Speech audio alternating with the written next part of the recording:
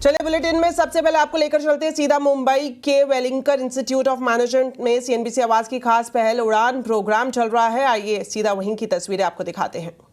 तो उस समय क्या होता था, टेस्ट क्रिकेट में फॉलो ऑन नाम की एक चीज़ हुआ करती थी, अभी भी होती है, लेकिन वो फॉलो ऑन बहुत इंपॉर्टेंट होता था, क्योंकि अगर आपको फॉलो ऑन मिल जाता था तो एक तो बेइज्जती होती थी आपकी, ठीक है, और दूसरा आप हार जाते थे match generally.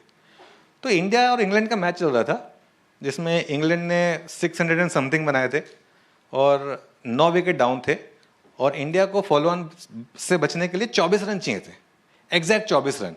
Kapil Dev batting कर रहे थे और दूसरी साइड पर नंबर 11 थे। 4 बॉल बची थी। कपिल देव को कॉन्फिडेंस था अपने पार्टनर की एबिलिटी में कि वो पहली बॉल पे आउट होएगा, तो वो क्या कर सकते हैं, 4 बॉल बची हैं, 4 छक्के, कोई स्कोप ही नहीं छोड़ा। तो इसके लिए हीरो ऐसा चुनो जो आपको इस तरीके की प्रेरणा दे कि आगे लाइफ में किसी डिसअपॉइंटमेंट का, नेगेटिविटी का कोई स्कोप ही ना हो बेसिकली। ठीक है, बोर तो नहीं कर रहा हूं मैं आपको? श्योर? कोई सवाल अब तक?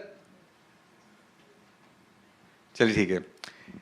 एक और चीज बहुत लोगों ने पूछी कि ग्रोइंग अप मैं किस टाइप की फिल्में देखता था। अब मैं इसका जवाब दूंगा तो आप में से बहुत लोगों को लगेगा कि मैं ऐसी कोई फिल्में नहीं देखता था जो मुझे इंस्पायर करती थी। लोग कहते हैं ना, मैं रॉकी देखता था या मैं रैम्बो देखता था या मैं ऐसे कुछ इंस्पायरिंग है। अभी आजकल लोग कहेंगे सोशल नेटवर्क। देखिए आप लोगों ने social network, easily one of the most inspiring films, right? बहुत अच्छी फिल्म है वो। मैं पता कौन सी फिल्में देखता था? मेरा फेवरेट हीरो पता कौन हुआ करता था? गोविंदा। मैं गोविंदा की फिल्में देखता था। उसका कारण पता क्या था?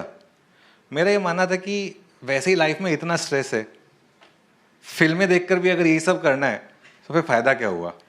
हमारे टाइम पे, हम कॉलेज में जब थे, आई डोंट नो आप में से कितने लोगों को पता है, दिल्ली यूनिवर्सिटी के कॉलेजेस के बारे में पढ़ा है कभी? हाँ, तो दिल्ली यूनिवर्सिटी में क्या होता था, हमारा कॉलेज था, हमको महीने के 10 रुपये पॉकेट मनी मिलती थी। वैसे 10 रुपये भी उस समय बहुत होते थे, ऐसा नहीं है कि बहुत कम होता था। 10 रुपये पॉकेट मनी मिलती थी, क्योंकि पापा को पता था कि कॉलेज ये बस में स्टाफ चलाएंगे और बाकी तो कहीं भी जाएंगे तो सब्सिडाइज रेट पे सब कुछ मिल जाएगा। तो उस समय हमारे को बहुत लिमिटेड फिल्में देखने का मौका मिलता था। तो मैं वेट करता था कि बस गोविंदा की फिल्म आए, और जो भी वो फिल्म आती थी, चाहे वो राजा बाबू हो, चाहे हीरो नंबर 1 हो, चाहे कूली नंबर 1 हो, जो भी हो, मैं वो जाके देखता था। तो that was my childhood.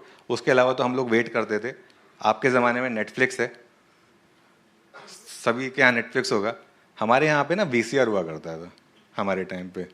VCR पता क्या होता है?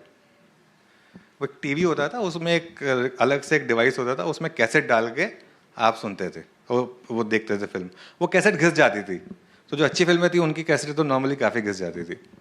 तो द पॉइंट इज़ कि मैं फिल्में देखता था सिर्फ गोविंदा की। अब आपके ज़माने में गोविंदा के इक्विवेलेंट कौन होगा? रणवीर सिंह या जो भी छिछोरी हरकतें जो भी करता हो बेसिकली, मतलब कोई भी हो सकता है ना। लेकिन मेरा पर्पस था एंटरटेनमेंट, आपका कुछ और पर्पस हो सकता है लाइफ में। अच्छा, एक चीज़ सिंपल है, आप में से आपका शू साइज कितना है?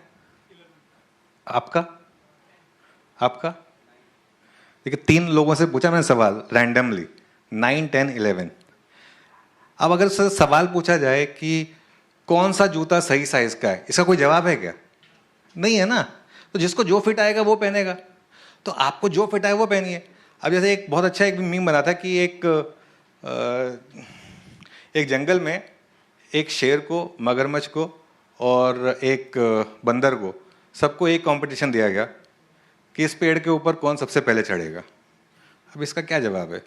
अब अगर यही कंपटीशन दे दिया जाए कि नदी सबसे पहले कौन क्रॉस करेगा, तो वो मगरमच्छ क्रॉस करेगा। ठीक है, तो ये कुछ चीज़ें हैं, आप समझ लीजिए कि सबकी लाइफ अलग है, सबका शू साइज अलग है, सबकी लाइफ में उनके पास